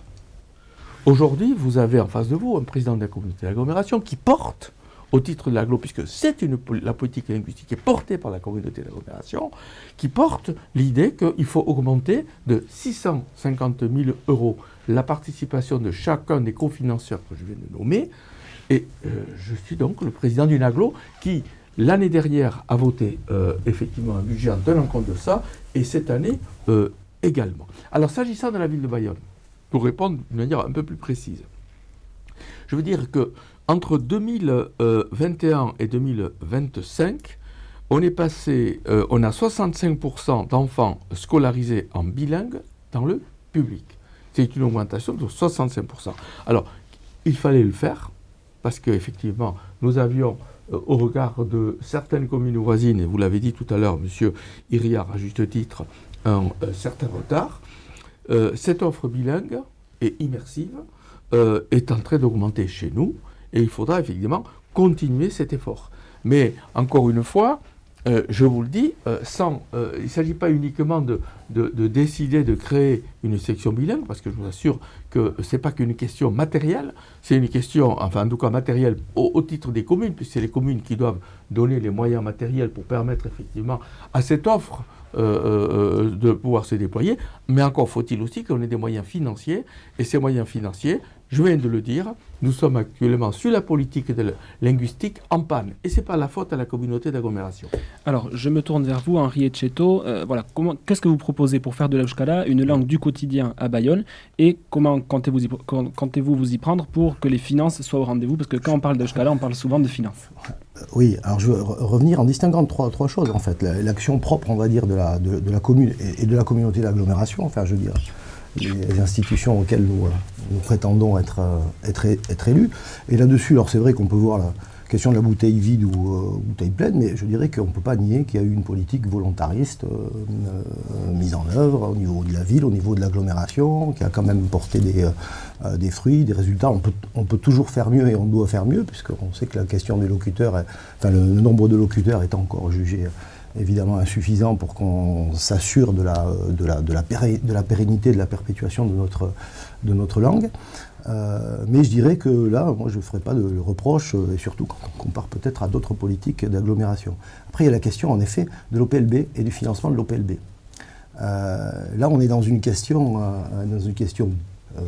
politique budgétaire qui nous renvoie en fait au désengagement de l'État dans tous les domaines. En effet, aujourd'hui, il y a un problème de financement que l'OPLB, et donc la langue basque, va prendre de plein fouet, est en train de prendre de plein fouet, mais je dirais que c'est le cas de pratiquement tout sur le territoire. Les hôpitaux, les universités, les collectivités locales. 1,7 milliard de moins globalement dans l'enveloppe, on attend encore les cadrages. Donc ça, quand même, là, M. Etchegaray, vous vous dédouanez un petit peu de vos engagements politiques, mais il n'empêche qu'ils sont ce qu'ils sont, et aujourd'hui, ce sont quand même les politiques voulues par vos amis au gouvernement qui mettent en difficulté l'ensemble, on va dire, de l'action publique sur le territoire, et notamment aussi celle au profit de la langue basque. Je dirais qu'il y a aussi un troisième point, c'est la question en effet de l'éducation nationale. Moi, je suis aussi peut-être par vocation professionnelle très attentif à ça, et je pense que c'est comme ça, évidemment, qu'on arrivera à sauver le Euskara, je dirais durablement, et d'abord au sein de l'école publique, bien entendu. Là aussi, c'est aussi une question de crédit d'État. Il y a certainement aussi une question de volonté à les porter auprès des institutions de l'éducation nationale, davantage d'ouverture, parce que ce n'est pas qu'une question de locaux. En effet, il faut aussi avoir les enseignants formés, et parfois on a un problème aussi avec ça, pour pouvoir peut-être d'ailleurs davantage en secondaire, même s'il y a eu quand même du progrès depuis. On a davantage d'enseignants de spécialité formés en langue basque et qui peuvent assurer la continuité des enseignements depuis l'école primaire jusqu'à l'enseignement secondaire, parce que c'est souvent là où on perd les élèves entre l'école primaire et l'école et le collège, voire le lycée. Très rapidement, vous avez abordé l'école publique, il y a aussi le sujet des Ikastola à Bayonne. Voilà, quelle est votre position? Est-ce que la ville de Bayonne doit venir en soutien de ces écoles privées qui assurent l'enseignement du basque? C'est interdit par la loi. Pour les Ikastola, comme pour tout enseignement privé, les communes sont d'ailleurs les seules collectivités locales qui n'ont absolument pas le droit de soutenir les écoles privées, quelles qu'elles soient. Est-ce que c'est un problème? C'est un peu... forcément, de toute manière... Heureusement que beaucoup de collectivités ont quand même su trouver une contrainte. Oui, parfois alors, avec l'aide et la complicité de l'État pour essayer de répondre à cette situation. Ce sont ce qu'on appelle des biais. Moi, je dirais que de toute façon, il y a un vrai sujet sur les écoles publiques à Bayonne, en général, déjà, qui sont insuffisamment accompagnées. La priorité, elle est là. Alors, effectivement, pour le département et la région, on trouve d'autres biais parce qu'il y a on va dire, plus de souplesse, dans un certain cadre quand même. Voilà, mais on est attaché quand même au service public avant tout. Et de toute façon, l'Euskara, ça doit être une cause publique. Je vais passer la avant parole... d'être une cause, je dirais, particulière. Je vais passer la parole à Sandra Pereira-Ostanel. Même question sur l'Euskara. Quelles sont les mesures dans votre programme et puis quel budget pour financer cette politique publique? Bon, Henri en a un petit peu répondu sur la question, du coup on parle du national aussi, le désengagement du local avec le national. À un moment donné, on ne peut pas demander tout aux collectivités locales. Donc une fois que ça s'est dit, on a déjà un début de réponse. Alors quand on a préparé cette partie de ce débat, on avait envie d'intégrer le gascon aussi en langue régionale. Voilà, on s'est dit, donc du coup pour nous ce sont des patrimoines et la richesse de notre territoire sur la langue basque et la langue gasconne, donc déjà on peut ne serait-ce qu'en être fier. Et par contre, et je le dis d'autant plus parce que je pense que parfois on se trompe me concernant sur cette question-là des langues régionales. Donc je préfère le dire et c'était très intéressant d'ailleurs d'échanger avec les candidats de la liste concernant ce sujet en particulier, mais d'autres également, tout à l'heure on en parlera. Donc il y a quand même d'ores et déjà des financements malgré tout publics qui existent et qui ceux-ci sont nécessaires et légitimes de par la particularité de notre territoire. Alors nous on veut que ça continue, qu'on garde cet équilibre avec la culture et toute la diversité, avec le tissu associatif également. Sur ces questions-là, et pour toutes et tous d'ailleurs. À l'école publique, alors ces langues, elles doivent se transmettre, mais toujours sur la base du volontariat. Je crois que tu en as parlé tout à l'heure, et moi ça a fait écho à mes oreilles, cette question du volontariat, parce que c'est comme ça que ça se passera bien, on va dire. Volontariat et volontarisme vont de pair. Voilà, toujours. C'est comme ça qu'on va partager et qu'on va donner envie. Voilà.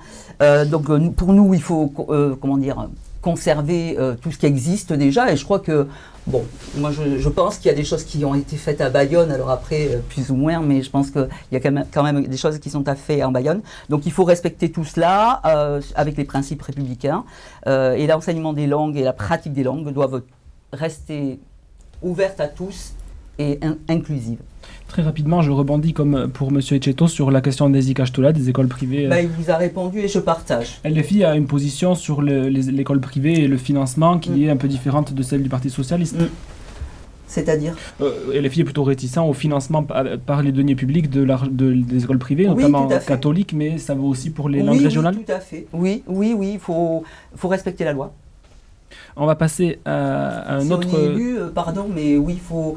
Quand bien même il existe, j'ai cru comprendre des détournements, mais des adaptations.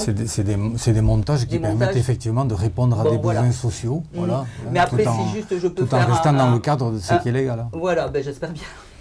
Mais juste par rapport aux écoles, ça a été dit là, il y a l'école publique est en piteux état aussi, attention, voilà. C'est pour ça qu'il faut que ce soit inclusif, que ce soit l'école privée ou l'école publique, on a des enfants dedans, donc voilà. Mais se rendre compte comment va l'éducation nationale aujourd'hui. On va passer à un autre tour de table sur la question du devenir institutionnel du Pays Basque Nord.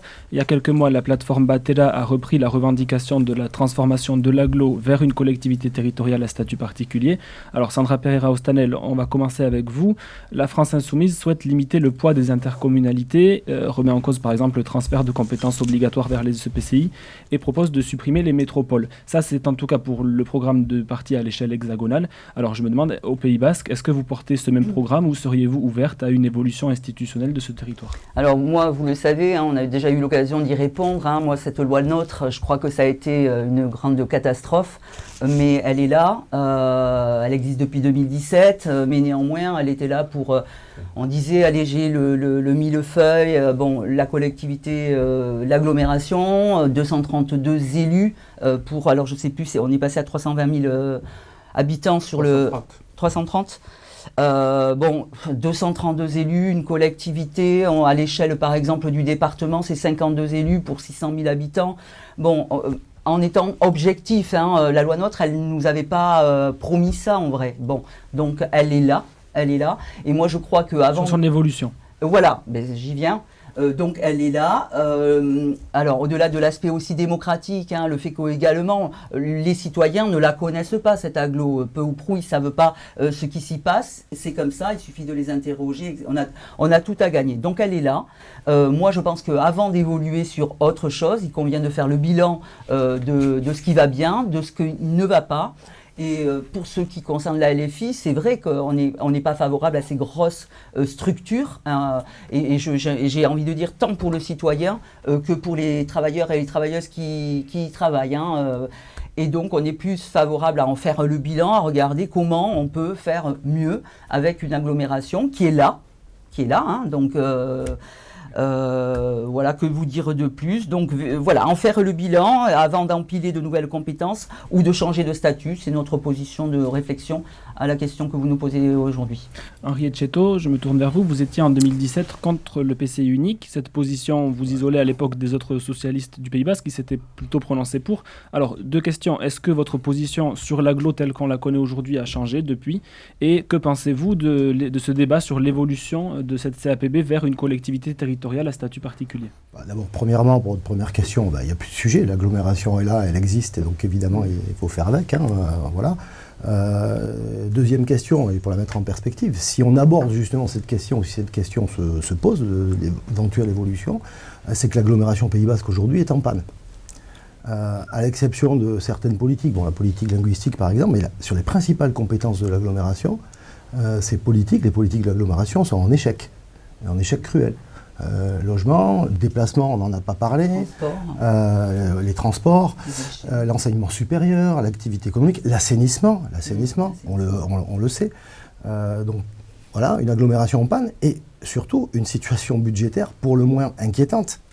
En dépit d'une fiscalité qui a quand même été alourdie et qui est quand même très lourde, notamment sur les entreprises d'ailleurs, je pense au versement de transport qui est au maximum. C'est pas moi qui le dis, c'est l'ancien DGS de l'agglomération, M. Aspord, y compris d'ailleurs dans les colonnes de Média Basque il y a quelques mois.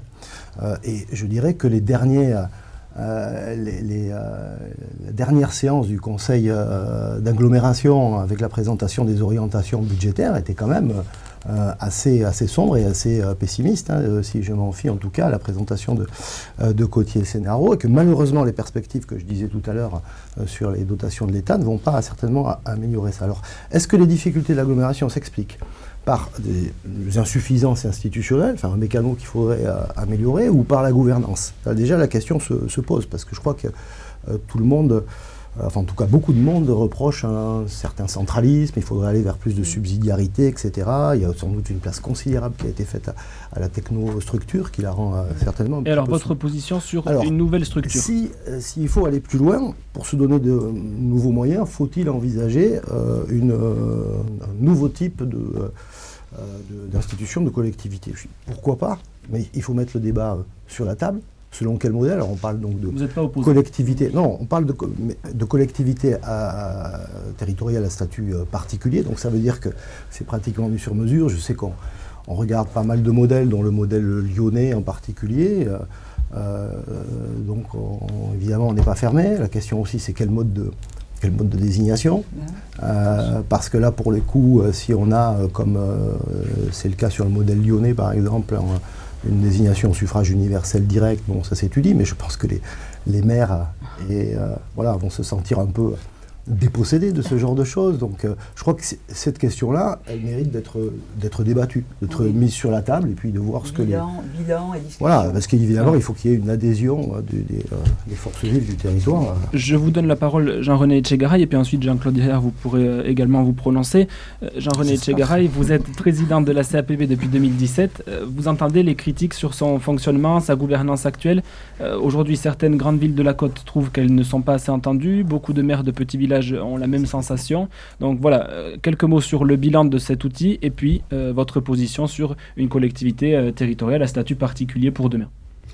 Écoutez, moi j'ai été un militant de la création de cette communauté d'agglomération. Et j'assume. Où en serions-nous si on n'avait pas créé la communauté d'agglomération? Je pose la question et moi j'ai la réponse. On serait moins avancé que nous le sommes. Alors, quand je dis on fait avec, on fait avec. Alors, les difficultés de fonctionnement de la communauté d'agglomération, je suis bien placé pour en parler. Il faut faire évoluer l'institution. Je suis pour la création d'une collectivité territoriale à statut particulier. Je l'assume. Tout en niant pas la question du suffrage universel direct qui peut effectivement gêner un certain nombre de maires, parce que c'est au fond une légitimité qui se déplacerait. Il ne faut pas cacher les choses. Et lorsqu'on a créé la communauté d'agglomération Pays Basque, je fais partie de ceux qui ont été les militants de cette création, sans doute pour la raison pour laquelle on m'a demandé d'assurer la présidence, ce que je fais depuis sa création, avec beaucoup d'enthousiasme d'ailleurs, mais avec aujourd'hui la certitude que nous sommes arrivés à un stade où il faut changer de braquet. Il faut en effet créer une collectivité territoriale à statut particulier. Cette demande, on l'avait faite du temps où, sous le gouvernement, sous la présidence Hollande, elle nous a été refusée par un Premier ministre de l'époque, un certain monsieur Hérault, qui du reste, dans les conversations que j'ai pu avoir avec lui, postérieurement a dit « Vous aviez raison, mais c'était peut-être pas le moment ». Eh bien, nous, on considère que c'est le moment. Alors, que la communauté d'agglomération soit une affaire difficile à gérer, bon, écoutez, je la gère. Après tout, qu'il y ait des critiques, je les entends aussi. Je ne vois pas de maire aujourd'hui qui considère qu'il faille revenir en arrière. Je le dis et je le répète, je ne vois pas de maire qui considère qu'il faut revenir en arrière. C'est un signe. Non, mais il ne s'agit pas de revenir en arrière. Mais on a dépossédé des communes, madame, pour ça on est sur vous êtes un parti, vous êtes un parti jacobin, mais vous êtes un parti jacobin. Mais oui, mais c'est madame, pas un gros mot. Il n'y a pas... c'est pas un gros mot, si. Moi, je considère que le jacobinisme a des défauts et le centralisme démocratique, comme on le dit dans la théorie de Karl Marx. Mais écoutez, j'ai lu Marx, moi aussi, quand j'ai fait Sciences Po, avec beaucoup d'attention, et je vois aussi le danger qu'il y a à être à l'extrême.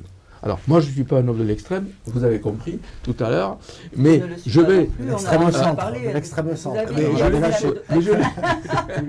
Je l'ai lâché tout à l'heure et je le confirme.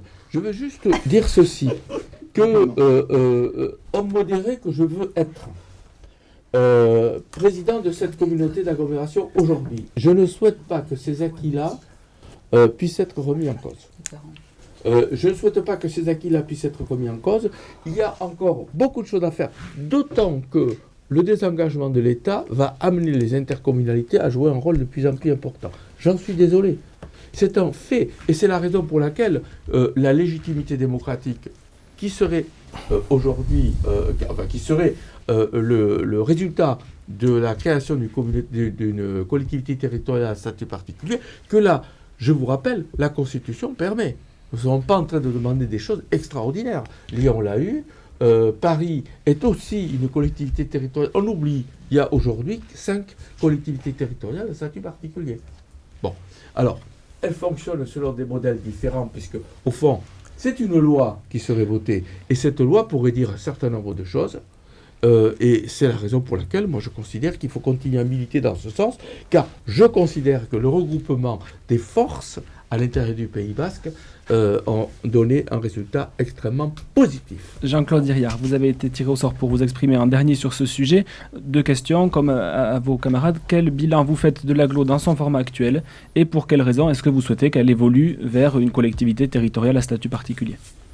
Oui, mais concernant le bilan, peut-être par rapport à ce qui a été dit par les autres personnes participant à ce débat-là, peut-être dire aussi à Henri Etcheto que s'il avait voulu ou accepté de siéger aussi au niveau de la communauté d'agglo, il aurait peut-être un bilan plus nuancé que celui qu'il n'a décrit, non pas en termes de gouvernance, parce que là je partage tout à fait ce que tu disais, mais par rapport au bon périmètre des politiques publiques. Moi je fais partie de celles et ceux qui pensent que la création de la communauté d'agglomération a été une chance pour une plus grande efficacité des politiques publiques. Je prends le cas par exemple du logement et de la mobilité.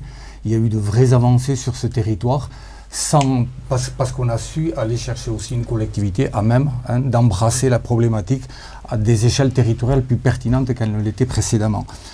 Concernant l'évolution, il y a déjà des évolutions que l'on peut apporter à cadre légal constant, c'est-à-dire dans le fonctionnement actuel. Donc Jean-René Etchegaray se faisait le grand défenseur de la décentralisation, j'en fais aussi partie. Je pense qu'on pourrait aussi appliquer la décentralisation au sein de la CAPB. Je pense qu'on pourrait donner plus de capacité d'agir, de prise d'initiative aux différents pôles territoriaux qui composent la CAPB. Je pense qu'il y a un consensus en fait pour aller dans cette direction-là. Au passage, pour rappeler qu'on est tous candidats à la mairie de Bayonne. Bayonne fait partie du pôle territorial Côte Basque Adour, l'ex-communauté de communes Agba, que ce pôle territorial ne vit pas, en fait, il ne se réunit pas. C'est le seul pôle aujourd'hui qui n'a pas d'activité parce que les relations se limitent essentiellement au niveau des exécutifs des 5 villes. Et donc la totalité des élus de l'opposition, et ils sont nombreux sur ces 5 collectivités-là, en fait, sont mis de côté et ne sont pas associés aux discussions propres. Donc là, il y a déjà une première anomalie démocratique fondamentale qu'il faudrait résoudre immédiatement. Et je dirais qu'il serait aussi souhaitable d'accorder plus de rôle et plus de force aussi au Conseil de développement, parce que la contribution à la société civile aujourd'hui, elle est structurée, elle est pertinente, et je pense qu'on a tous intérêt à en bénéficier. Sur l'évolution future, je voulais quand même dire que l'évolution future, elle est bien sûr souhaitable. Moi, je suis pour que la communauté d'agglo exerce davantage de compétences, justement pour progresser dans le sens de la limitation du millefeuille. Parce qu'une CAPB qui irait chercher sur ce qu'on appelle aujourd'hui des compétences partagées, où parfois plusieurs institutions interviennent en même temps, si la CAPB était en capacité d'aller chercher des responsabilités, où elle serait en responsabilité sur un domaine particulier, on irait beaucoup plus vite, il y aurait moins de concurrence entre les institutions, ce serait beaucoup plus lisible de la part des citoyens. Et le deuxième point que je voulais mettre en évidence, c'est que je pense que la CAPB, mais je le dirais aussi pour toutes les intercommunalités de France, ont besoin aujourd'hui d'être légitimées par le suffrage universel. Les intercos exercent des compétences qui sont fondamentales, qui touchent la vie quotidienne de l'ensemble des concitoyens. Donc priver aujourd'hui cette collectivité, mais je mesure bien ce que ça signifie pour les communes et les maires. Pour autant, il y a bien un enjeu démocratique qui nous dépasse tous, qu'on a besoin de prendre en considération et doter effectivement la CAPB d'un suffrage universel via un statut particulier, mais ce serait certainement une façon d'avancer dans le bon sens. Puisque j'ai été interpellé par Jean-Claude Herrère, je pense quand même légitime de pouvoir répondre, puisqu'il me disait que je n'avais pas siégé comme conseiller communautaire, mais lui non plus d'ailleurs, donc je prends un petit peu moins la critique. Non mais d'accord, mais tu ne peux pas me faire la leçon, hein, je te le dis très amicalement, parce que tu n'en sais finalement pas davantage, et d'autant que je vais le dire, je n'ai pas siégé, mais non, je termine, je ne t'ai pas interrompu, j'ai siégé, tout simplement, j'ai laissé mon siège, et je crois que dans votre liste, vous avez une démarche de partage des responsabilités qui est assez souvent invoquée. Ben voilà, il faut aussi passer à la réalité derrière, et effectivement, dans un accord interne au sein de notre liste, j'ai laissé siéger d'autres colistiers. Voilà, je crois que c'est quelque chose que vous promouvez au sein de votre démarche. Maintenant, il faut accepter de le mettre en œuvre. C'est toujours difficile de passer de l'intention à l'acte, donc Jean-Claude, je t'invite le partage des responsabilités, c'est-à-dire l'engagement que l'on prend nous, c'est effectivement de ne pas que le maire et les adjoints de la ville de Bayonne ne cumulent pas d'autres responsabilités exécutives, je parle bien exécutives, ça ne veut pas dire qu'ils ne siègent pas au conseil communaire ou au conseil permanent, ils ne cumulent pas. C'est pas réaliste. Dans l'état c'est tout à fait réaliste. C'est tout à fait réaliste. Nous, on croit au partage des responsabilités, on croit au partage de pouvoir. Voilà, donc vous avez le droit de faire le partage. On ne s'entend plus. Je ne partage pas du tout. Merci à vous. De ce qu'est l'agglomération, en effet. Après, si en effet on part vers autre chose, ça sera différent peut-être, mais dans l'état actuel de ce qu'est l'agglomération, c'est un établissement de coopération intercommunale, ça veut dire ce que ça veut dire. On va conclure. Oui, mais je pense que là, vous avez détourné mes propos, l'un et l'autre, hein, je suis désolé de le dire, mais merci on aura l'occasion d'en reparler. 4 d'avoir participé à ce débat avec Média Basque, très enrichissant je pense pour nos auditeurs et nos lecteurs. En tout cas, je vous laisse, on va conclure tout de suite ce débat. Et les électeurs ont rendez-vous maintenant dans 23 jours précisément pour aller voter à Bayonne. Rendez-vous le 15 mars. Et je vous souhaite une bonne campagne à tous. Merci à vous. Alors, on va donner le mot de la fin. Le mot de la fin. Voilà. Donc, en premier, Jean-René Etchegaray. Merci. Écoutez, ce débat me montre que je croyais que j'étais seul contre 3, Et en réalité, je vois qu'on est d'accord sur peu de choses dans les groupes dits de gauche. Peu de choses parce que quand je vois la position de M. Mélenchon sur la question des langues minoritaires, il n'y a pas quelqu'un de plus dur et de plus cruel sur les langues régionales que M. Mélenchon. Alors, Madame Pereira, vous ne pouvez pas être d'accord sur grand-chose. Le centralisme qui caractérise votre formation politique fait que vous êtes contre la communauté d'agglomération. Je le comprends, les choses sont claires. Enfin, moi, je constate une chose, je cherche le consensus, que ce soit dans une ville ou que ce soit dans la communauté d'agglomération. Vous n'êtes motivé que par des formes de division, pour des raisons d'ailleurs idéologiques. Alors, moi je pense que l'idéologie, il ne faut pas trop en faire au niveau local. Vous dites que tout se décide au niveau national. Non, l'essentiel de ce qu'attend notre population se passe dans le local. Madame Pereira, vous pouvez répondre, vous avez un peu de retard. Mais j'ai 2 minutes ou pas? Parce que du coup, j'ai préparé mon intervention, mais Vous avez le décidément, la cabale mélenchoniste et la cabale LFI, elle s'invite au débat chez Média Basque. Bravo, monsieur Etchegaray. Je ne répondrai pas. Nous, l'échelon qui nous paraît pertinent, c'est la commune, d'où effectivement ces questions-là. Mais la CAPBG indiquait, elle était là. Comment faire? Moi, il me semble qu'il faut un bilan d'abord, avant d'aller vers autre chose.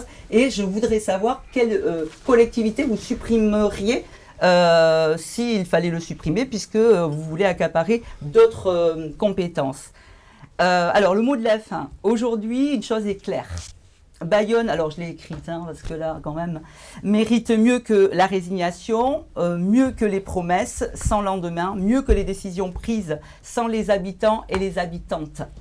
Nous voulons Bayonne qui protège, Bayonne qui partage, Bayonne qui prépare l'avenir. Le moment que nous traversons est grave aussi. Partout, le racisme libéré, les discours de haine, les idées autoritaires et fascisantes cherchent à diviser, on en a parlé tout à l'heure, à opposer, à faire peur. Vous venez de le faire, monsieur Etchegaray, pour mieux régner. À cela, nous opposons une conviction simple et puissante. Nous appartenons toutes et tous à la même humanité. Que l'on soit né ici ou ailleurs, nos besoins fondamentaux sont les mêmes. Un toit, un travail, un hôpital pour se soigner, des services publics pour grandir, apprendre, se déplacer et vieillir dans la dignité.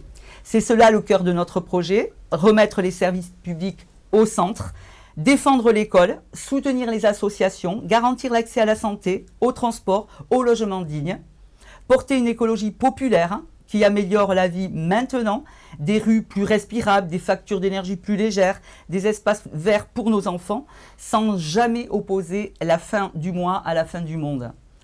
Et ce combat local est indissociable de ce qui se joue au niveau national. J'assume pleinement de le lier aux députés de la France Insoumise, monsieur Etchegaray, qui ont combattu en vain à l'Assemblée nationale contre un budget délétère, appauvrissant les collectivités territoriales et donc directement les habitants et les habitantes de notre commune. Je pointe aussi la responsabilité des députés de tous bords soutenant la Macronie. Vous faites partie également de la Macronie malgré tout, même si vous n'êtes pas député, vous soutenez cette politique, qui ont voté ce budget ou choisi de s'abstenir. Les électeurs n'oublieront pas ces choix, car oui, le local et le national sont liés, monsieur Etchegaray. Face aux inégalités qui grandissent et aux divisions qu'on tente d'imposer, nous faisons un choix clair, celui de la solidarité plutôt que de l'abandon, de la démocratie locale plutôt que des décisions verticales ou technocratiques, de la dignité pour chacun et chacune. Rien de tout cela ne se fera sans vous. Je m'adresse là à nos auditeurs, à vos auditeurs. Une campagne, une élection municipale, ce n'est pas seulement un bulletin dans l'urne, c'est le pouvoir de reprendre la main sur notre cadre de vie, de dessiner enfin ensemble de l'avenir de notre ville. Et j'invite donc à voter Bayonne insoumise et populaire le 15 et le 22, évidemment. Oui, parce que notre monde est possible. Merci Madame Pereira pour votre texte.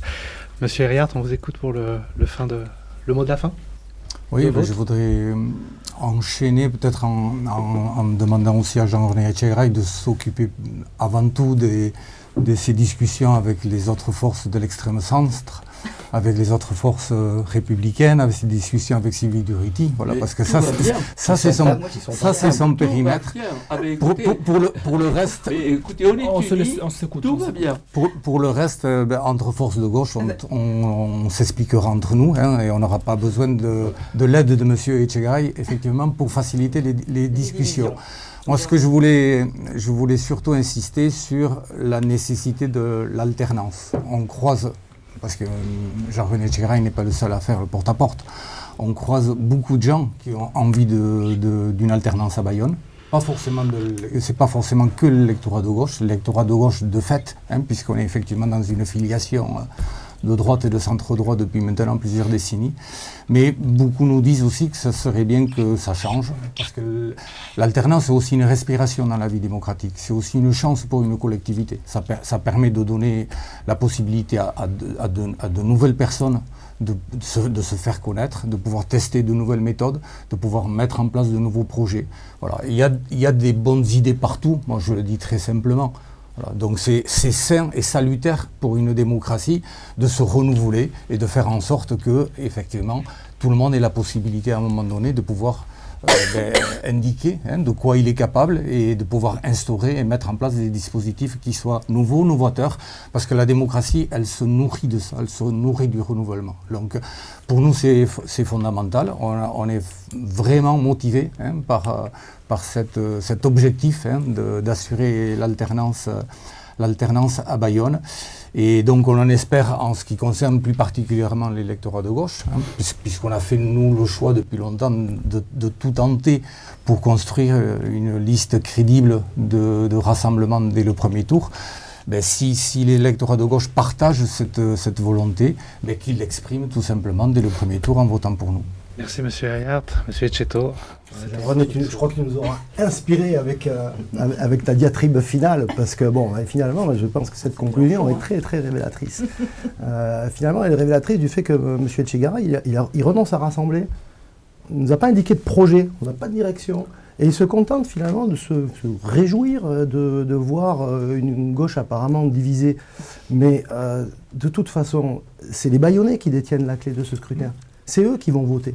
Et en effet, c'est eux qui vont décider s'ils ont envie de changer les choses ou non. Et d'ailleurs, ce n'est pas qu'une question de gauche et de droite, je suis bien d'accord là-dessus. Ce changement, il est nécessaire. Nous, on en est évidemment persuadés, parce que, et tout en restant, en effet, très respectueux de l'engagement dans le service public, qu'on ne va pas contester, dénier, et l'investissement dans la ville.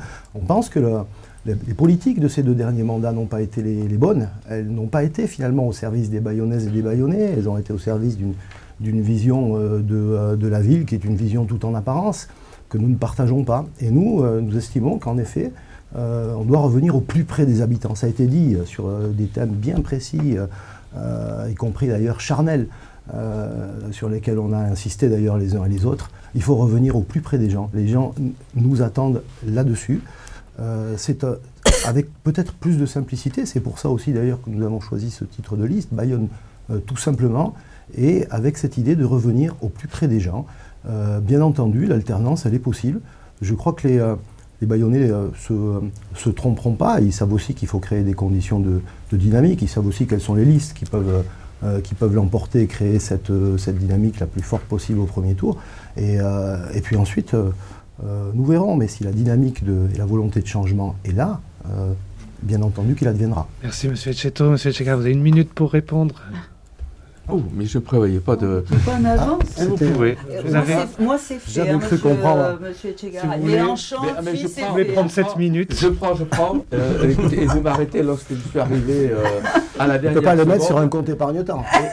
C'est pas possible. C'est un compte juste, et puisqu'on me dit que j'ai encore quelques secondes, alors permettez-moi de dire que je réitère ce que j'ai indiqué tout à l'heure, à savoir que je m'interroge comment des personnes aussi divisées sur des sujets aussi essentiels pourraient constituer une majorité demain en conseil municipal. Quand je vois la difficulté qu'il y a aujourd'hui à mener les politiques publiques, je me dis que si on n'est pas unis sur un certain nombre de sujets essentiels, et ce sont les sujets sur lesquels on a débattu tout à l'heure, je vois mal comment une majorité puisse se constituer. Maintenant, si on veut avoir le même bazar qu'à l'Assemblée nationale à Paris, eh bien, il faut faire exactement ce que vous venez de dire tout à l'heure, c'est-à-dire tomber dans la division et dans l'incertitude. Ce sera le mot de la fin. Je vous remercie une nouvelle fois d'avoir participé à ce débat pour Média Basque et je vous souhaite une bonne campagne municipale. Bonne fin de journée à vous. Merci à vous.